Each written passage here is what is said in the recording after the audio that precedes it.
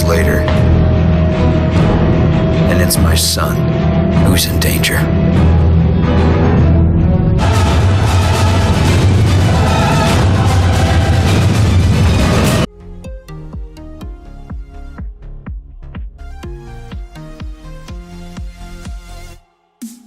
Wise man once wrote a song that life was a highway. We want to ride it all night long. That's true. Truer words were never spoken. So, there we go. Great. Yeah, but lots is happening, certainly. It is a busy, busy time. Well, it's good. It's good to be busy. It's good to be doing exciting things. You're working on exciting things. Besides, of course, having written 12 episodes of Space Command, Star Trek The Next Generation, Deep Space Nine, Babylon 5, lots of amazing things. You are working on your baby right now, Space Command. How's it going so far? It's going great. We just sent out the first completed hour to all of our backers and our investors. That's about 8,000 people. Wow. And they put up the money that's allowed us to shoot the first 3 hours, and we're ramping up to shoot hour 4, even as we speak. Alien spaceships are being built and creatures and all sorts. It's a futuristic car. And, things are going great. I just wrote a pilot for the CW. I'm creating a new show with Rock Neil Bannon and another one with Mark Ferguson, his partner. And there's lots of stuff. My fingers are flying. With Space Command, because I know your life has probably been consumed by Space Command for many years now. But you do have episode 2. I mean, tons of people have seen episode 1. They absolutely love it, and now you got the finishing touches on the latest completed version of it. And you're also doing web series versions of the episodes as well. Yeah, because it occurred to me that not everyone has an hour to sit down and just watch something nonstop. And I thought, well, let's carve this up into little 5 or 10 minute chunks, and we'll release one per week so that people on the fly can watch it, kind of as they can. And so there's basically 2 ways to imbibe. It's either sit down and watch the hour, and we're launching a crowdfunding campaign on Sunday, a Kickstarter campaign to raise the money to shoot hour 4. But our plan is to shoot all 12 hours this year. Good. And we've reopened the physical studio. It's just so much fun. We now have I think 8 spacesuits, and it just keeps going. And it's a dream come true. I mean, I get these crazy ideas and then I make them happen. So well, hopefully by the end of the year you'll have 20 spacesuits. Yes, yeah. Anybody who's listening right now, at the end of this conversation we're having, you can click below and watch that first episode and see what the new title credits, which were got me in the mood for the utopian future. Well, the fun part is just being able to improve it and improve it and improve it. And now finally we have the first hour where I feel, okay, now we can move on to the second hour and complete that. I mean, we're already plugging in VFX shots and so forth. And because I come out of TV, multitasking is very easy for me. So I can be working on, post-production on the first 3 hours, prep on the 4th, writing all the ones, down the road. And we just recorded the prequel as an audio play with our cast, with Doug Jones and Bob Picardo and Mira Furlan and Bill Mumy and Mike Harney. And we're also doing that as a graphic novel. So we'll be able to combine that into what's called an animatic, like an animated storyboard. Oh, yeah. It's super fun. I mean, the reason I wanted to do the audio play was 2 things. I really love radio drama, Dimension X, X-1, all the shows.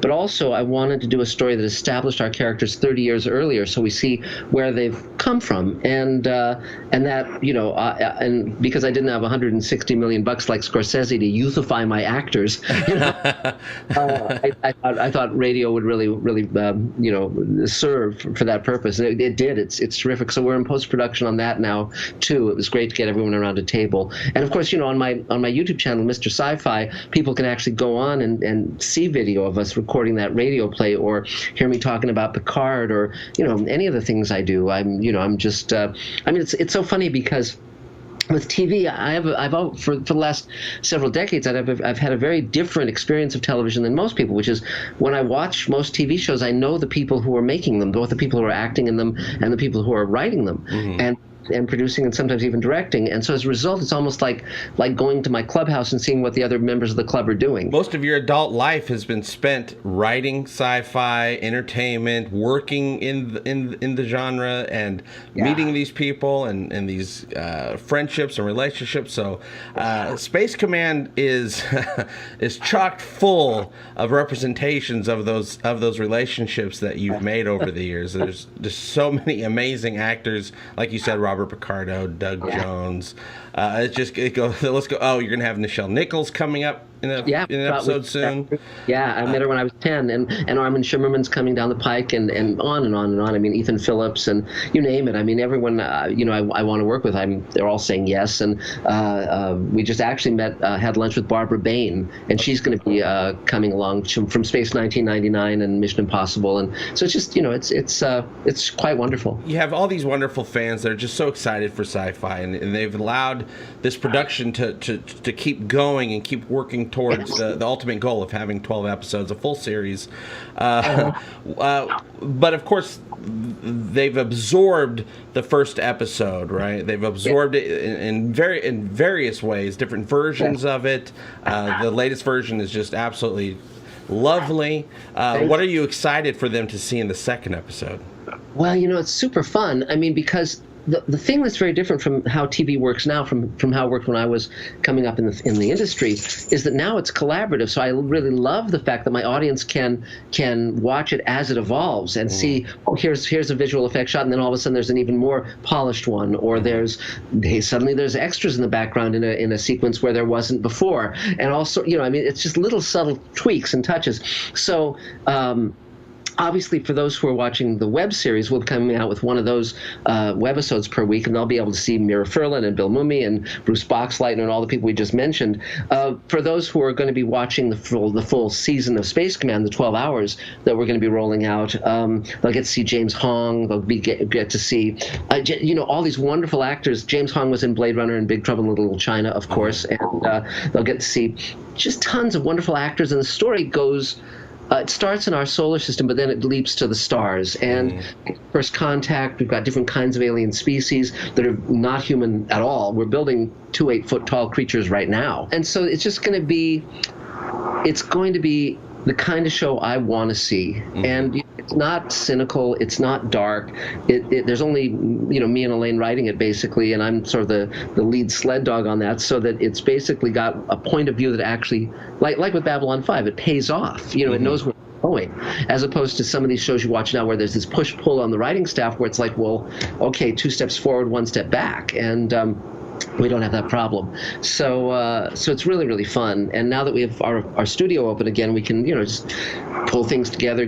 Like with Nichelle Nichols, it was just like, okay, let's shoot a scene with Nichelle. And that was very easy to pull together because I've got the team, I've got the equipment. It's I didn't have to get permission from a studio. So there was no, it's just so much easier and so much more fun.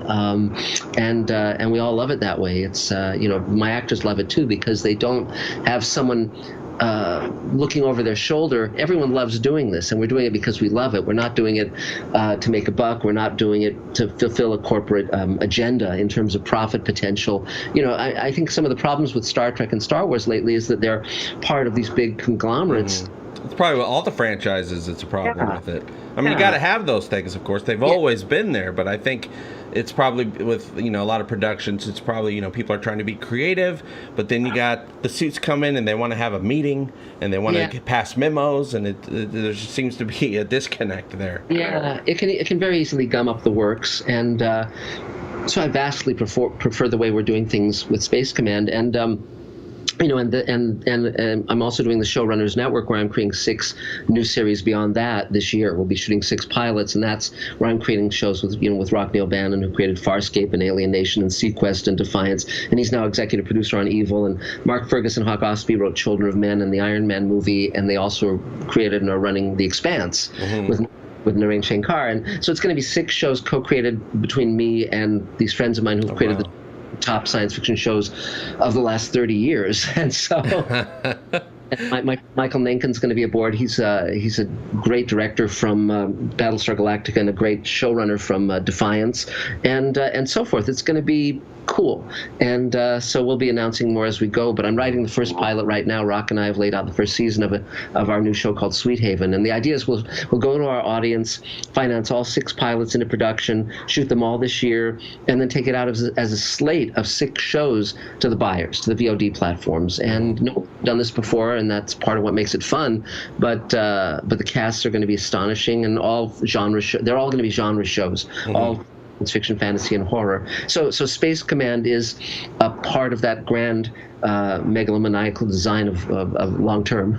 So it's like a team. It's a team of shows that don't necessarily connect, except for the love that's put into them. The way they'll connect is that they sort of come from the same aesthetic of let's make some great shows like the shows when we were kids, not retro in that way, not old-fashioned or kind of tongue-in-cheek, but basically we all grew up with shows like The Invaders and The Outer Limits and Twilight Zone and Star Trek and on, and they were great. The Prisoner, and we want to do stuff like that. We want to basically aim for the fences and not have anyone limit us, and and so that's terrific, but we'll also be reaching out to a lot of our friends who are actors, who are leads from different shows. So for instance, I've been talking to George Takei about being in Sweet Haven, and Mike Harney's going to be one of the leads, and Robert Picardo and Mira Furlan are going to play a married couple in that, and I'm writing a role for Nana Visitor, and so it's sort of like and I was actually, sadly, I was talking to Rene Aubergenois about being in Space Command before he passed, and it's a shame because when I did Far Beyond the Stars for Deep Space Nine, I mean that was such an astonishing cast, and I'm so eager to work with my friends from Deep Space Nine, and I'm the kid in the candy store. Yeah, well, the freedom is exactly what I'm excited about as well, because like you said, you don't have to ask permission to do anything, which is pretty much most of Hollywood. You have to, even if you're just an actor, you're auditioning to ask permission to do the job that you want to do. Yeah.